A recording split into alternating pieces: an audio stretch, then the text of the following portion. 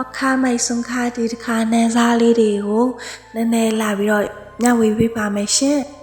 ချစ်သူဆိုရင်ရှမ်းလို့ကောဟ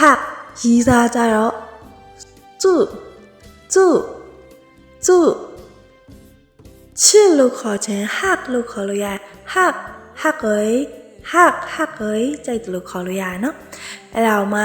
ဇနီးမယားမိန်းမမေးအစောချစ်မိန်းမဆိုရင်မေးဟချစ်ယောက်ျားဆိုရင်လည်းဖိုဟချစ်သူဆောင်တွဲဆိုရင်ကူဟမိသားစုကိုမုံဟောဟန်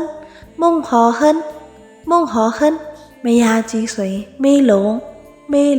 ဟုတ်ကဲ့ပါတိချင်တာရှင် comment မှာမေးခဲ့ပါနော်နောက်ဗီဒီယိုမှာပြန်ဆုံပါမယ်ค่ะ